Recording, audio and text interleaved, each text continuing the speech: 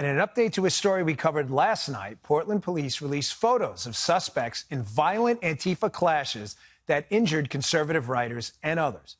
And according to Newsbusters, CBS, NBC, MSNBC, and the New York Times all ignored the Antifa violence and beating of Andy Ngo.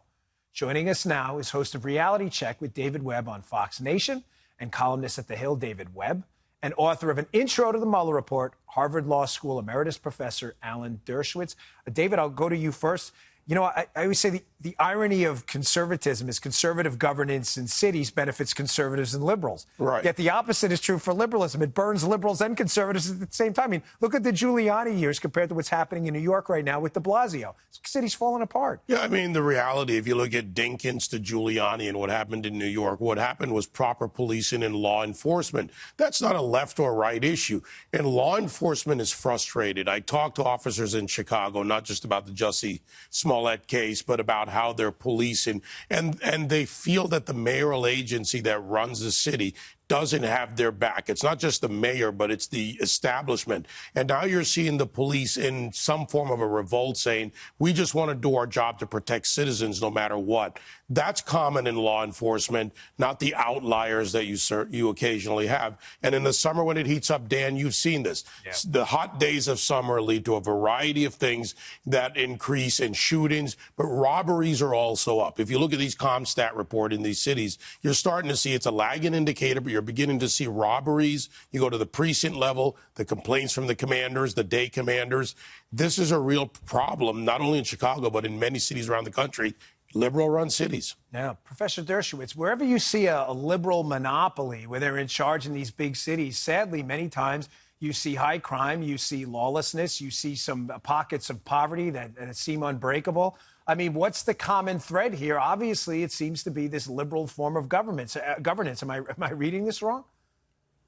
I think you're reading it wrong. I think when Ed Koch was mayor of New York was a wonderful city. I live in New York part of the year now. I think it's a wonderful city. I don't support de Blasio for many of his economic reasons, but I think you way, way overstate the problems in New York and attribute them to one party rather than the other.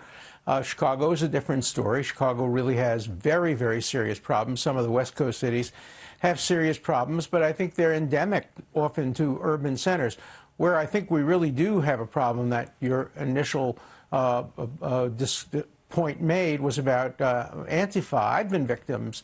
When I've spoken at schools like Berkeley, I've been threatened by Antifa, and I really do think the government has to do something to stop extreme left-wing threats and violence to centrist, moderate, liberal speakers like me. I'm not radical enough for Antifa, so they try to prevent me from speaking, and that's been a real problem on university campuses. Look, we live in a federal system, and the federal system gives authority to the cities to make their own mistakes and their own decisions. The president really can't intrude on that except in extreme cases under the Supremacy Clause. We have to leave it to the cities and to the voters to decide whether they like what they get in the cities or not.